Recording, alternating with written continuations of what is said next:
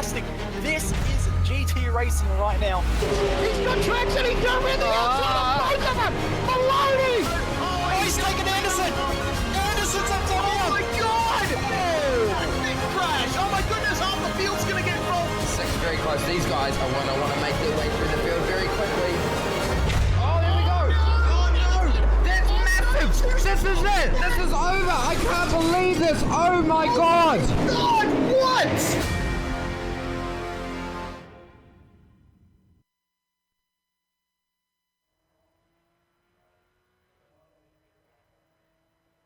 Surrounded on all sides by the St. Lawrence River, round 2 of the Australasian Porsche Challenge comes to Montreal, a track which has been around a lot longer than many people expect it and has become effectively a modern classic among circuits in the world today. This place is a street circuit vibe with all of the trimmings of amazing overtaking action, which needs all of the nice and neatness in the opening 2 sectors, followed by a very, very quick blast from the final hairpin all the way to the final chicane, the Wall of Champions, and then to turns 1 and 2 again. We're here on SimSpeed TV live and uninterrupted for coverage here today. My name's Jake Sperry, joined alongside me for this one is Cameron Dance, as per usual. And Cam, when you come to this place, you get this understanding, you get this feel about what this place is all about. This is a quick circuit. This is about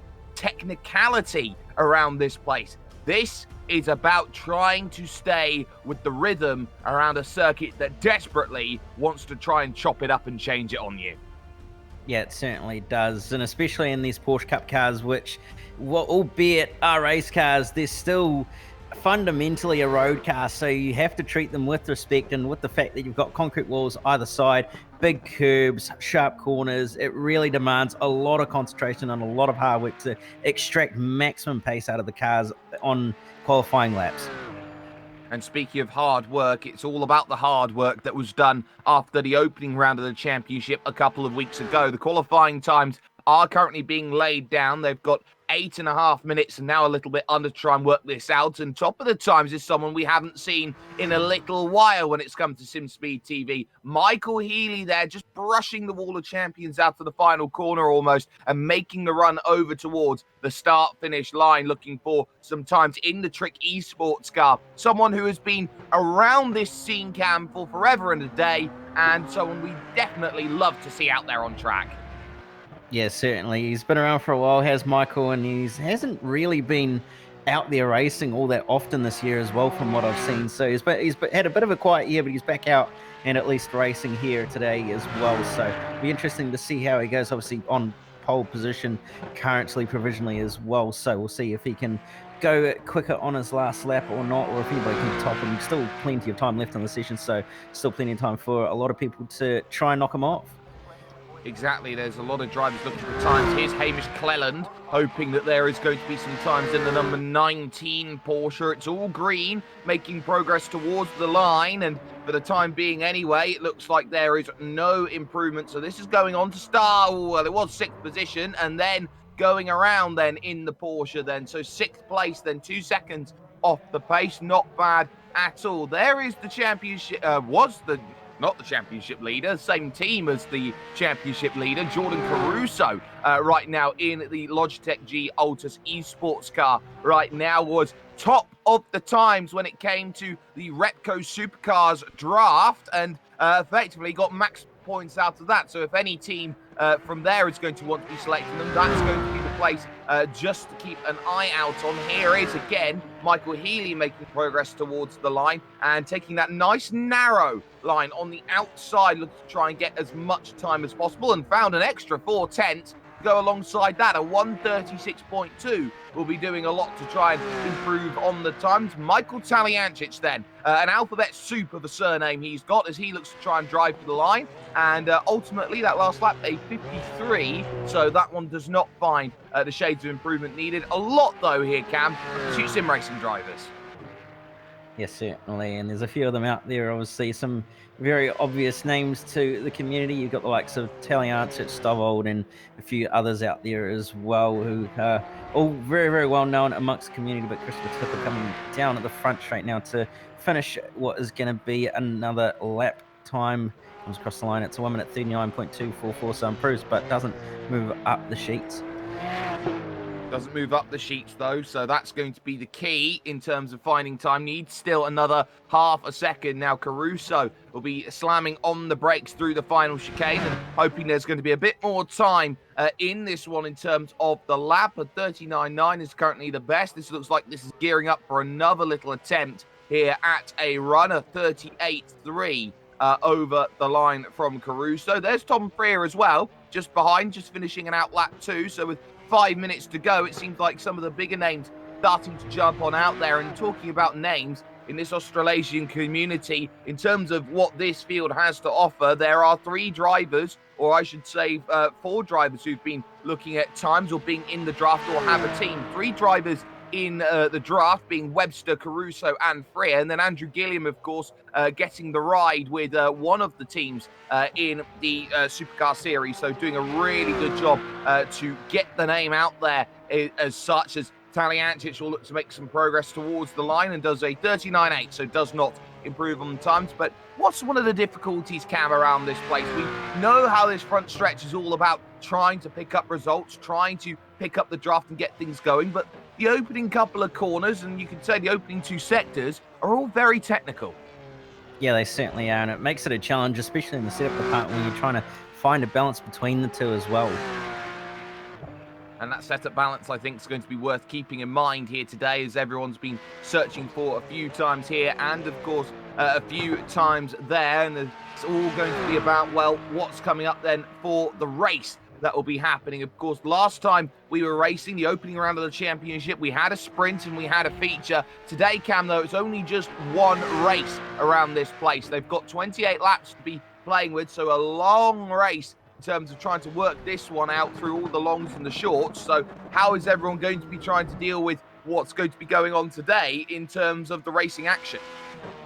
Well, obviously, they're going to have to make 2 pit stops based on the fuel restriction they've got. But with the fact that it's a longer race, it's going to mean that you're not really going to be able to have that opportunity with the second race to try and recover if you've had a mistake in the first race. So you've got to go out there knowing that you've only got that one race. So points are going to be absolutely critical to get in terms of towards that championship, and making sure you can keep it out of the concrete wall as well for that entire race as well, seeing as it's such a long race with it being 28 laps around here. So it's going to be quite a race to watch, and I think you'll find a few drivers will probably try and work the pit strategy to their advantage, but who knows what's going to happen.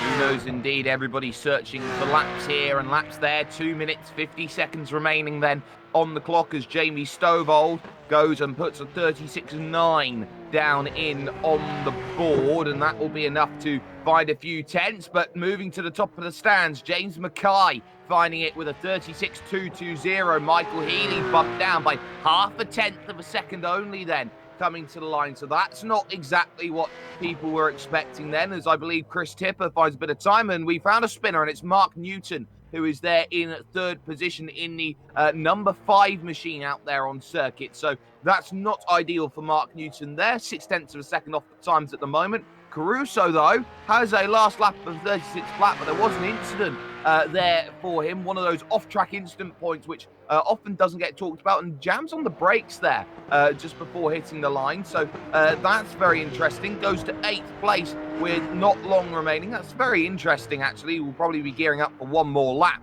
to go through. You can finish the laps here in this session as they all search for a little bit of time, but ultimately, Cam, we're looking here at a very, very topsy-turvy grid with a lot of drives you'd expect to be out there racing, going, you know what, let's race from the back. Let's see how far we can get up. Yeah, a little bit odd to only see a handful of drivers, only about 8 have set times so far. So you're not quite sure what the situation is there in terms of why everybody's decided not to set a qualifying lap, as there's no invert. So not quite sure what the go is there, but nevertheless, it's going to be interesting to see what the likes of Emerson Harvey and Andrew Gilliam and Jack Boyd and Cooper Murray and all those sort of quick drivers are going to have in terms of a challenge coming through the field. And of course, it's all about that challenge. TALUANCICH found a bit more time, but no more places then in terms of that qualifying lap. Chris Tipper still searching for a bit of time. 1:38.9 at the moment is just 2/10 off of Hamish CLELAND here. Going through that final chicane, you really do need to attack that section of road. Very difficult to do in these Porsches, of course, to get up on those anti-cut curves, which are huge around this place. Tipper does not find improvement, but does have one more lap in the bank to try and play with here. Mark Newton here will be searching for a bit of time at this moment, going through the final couple of corners and really trying to maximise that road. You can see almost clipping the wing mirror there on that final section. And you've also got to be careful as well about that rear spoiler cam, as that's the 37.8 from Mark Newton, which does not find improvement. You've got to be careful about the rear spoiler just running over the walls around a couple of these corners, because of course that does invalidate the lap.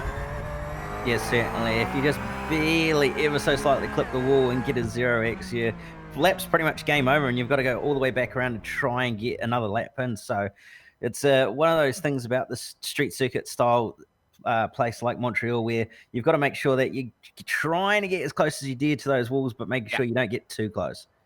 Well, that's qualifying in the books, and this is going to be a very interesting grid to look at here, ladies and gentlemen, mainly because a lot of drivers have not set qualifying times. James McKie then on the pole position with Michael Healy alongside Mark Newton starts from third, and Jamie Stovold in fourth place. Michael TALUANCICH goes from fifth with Hamish CLELAND in sixth with Christopher Tipper and Jordan CARUSO, the last setters of lap times. Emerson Harvey technically has set a 13-minute 10 lap time, which is the longest lap I think I've seen, and is definitely not within 107%. With Cooper Webster rounding out the top 10. Everyone from 10th on back, Cam, separated by I rating. Yes, certainly. So it's mixed the grid up a little bit more, and you're going to have those a little bit more high I rating, the likes of Jack Boyd and those sort of drivers a little bit further up the grid than they could have been had it been off, I guess, qualifying times. But nevertheless, it's mixed the grid up quite a bit. Certainly is. You can see it goes down all the way to Glenn Arnott in 19th position here, as everyone's looking to try and get as much as they possibly can out of this race. So who's got what it takes? Who finds the result, which is very much needed here today? This is going to be a tough battle, I think, for everyone. They know what they need to do today. They need to find results, and results in a 6-round championship, they have to be incredibly, incredibly quickly found here in terms of building up form, building up momentum, and building up towards racing action. As we see right now, just this little look over the St. Lawrence River right now, and everybody just getting themselves ready for racing action, as we see everything that goes on around this place, built as part of the Montreal Olympics here. This hosts rowing, of course, which goes all the way along the back stretch and past the paddock as well. So that's something just to, have a little look at, and is one of the most heavily attended events, you could say, in all of the world of motorsport, is the Canadian Grand Prix, and Formula One does come around this place. I believe everybody then is hoping that they've got things working out, but it looks like that they haven't here at this moment. So Cam, just a little problem here in terms of the gridding up process. I believe nobody has been able to work up a way onto the grid and get themselves ready to go. So I'm not quite sure what's happening at this moment in time, but it looks like everything is on a halt for the moment because of what's been going on. Yeah, it looks like there's been a bit of a problem where no one seems to have advanced to the next session. So really, really strange to have seen that happen, and really odd because there's only one race as well. So it's not as though there's been some form of a secondary race problem, but nevertheless, we'll have to wait and see what happens. Well, we'll try and work things out. Of course, everything now is going to be a little bit on the fly here, Cam, in terms of this event and how it's... I'm not sure maybe if another session's going to be put up with everybody just looking to try and get themselves going. So we'll keep an eye on that for if this one does seem to continue. But it looks like for the moment that the start has been abandoned, so to speak. And everybody's going to be looking at, okay, the next session's going to be coming up potentially, and we could be seeing some more racing in the not too distant future. But not ideal then off the start. A lot of people running into troubles then with this, and it's not often that you find that the start gets aborted in some sort of ways like this. It does maybe settle a couple of nerves here or there for people who are looking to try and set some times, people looking to try and put something on the board, but ultimately it looks like it's a case of the waiting game.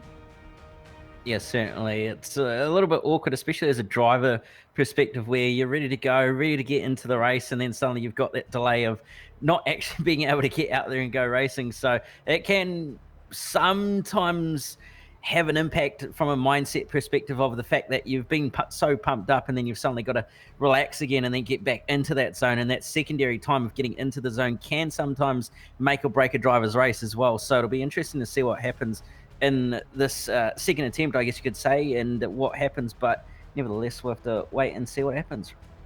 Well, at least the drivers are having a good laugh about this right now. They're all being very chummy over the radio communications as they wait for a little bit of news that's going to be coming in from Michael TALUANCICH, who's got to not only race here in this series, but manage and run everything, which is always a little bit daunting from a management perspective. But on top of that, you know, server issues, they do happen. Of course, they happen so very famously in the virtual 24 hours of Le Mans as well. So ultimately, you know, these things do happen, Cam, and in terms of trying to get things sorted out, everyone I think is going to be looking at just trying to get themselves out of session right now and looking towards the next little event that will be going on. So ultimately, I think there may just be another session coming up in the not too distant future. A lot of drivers leaving session right now, so this is all a little bit up in the air, I think is the right way to say things at the moment. But you know, it's all good and well having a nice little laugh about things, but sometimes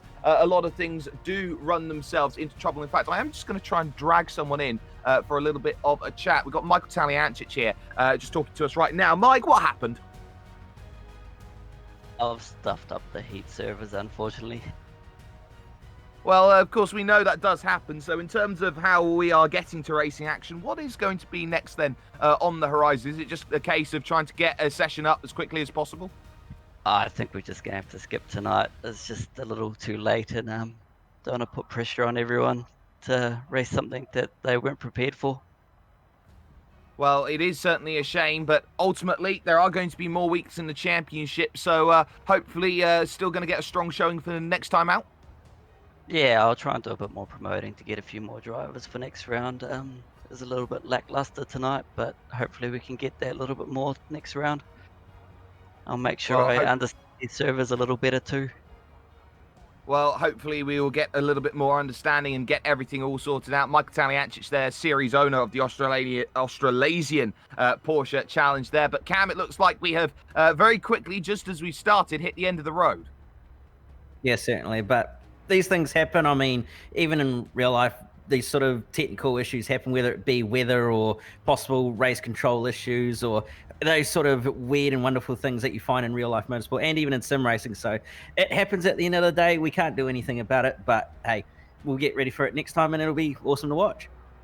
Well, we do apologise for the briefness of the broadcast here today, and those hoping to see some racing action, we do apologise that we haven't been able to bring you very much, but ultimately there will be a little bit of racing in the next few minutes or so over with the Aussie Car Turbo Tour. Well, it's not the Turbo Touring cars, it's the Skip Barbers that will be going out today, and you can join Jay Kennedy, David Haynes and Ryan Jones for that one, from Sean Ambrose from Cam Dance, and of course from myself, Jake Sperry. We thank you for joining us right now. Go and support SimSpeed TV right now. Go see the Skip Barbers out there in action and in force. And from everyone here at the Circuit Gilles Villeneuve, we'll see you soon.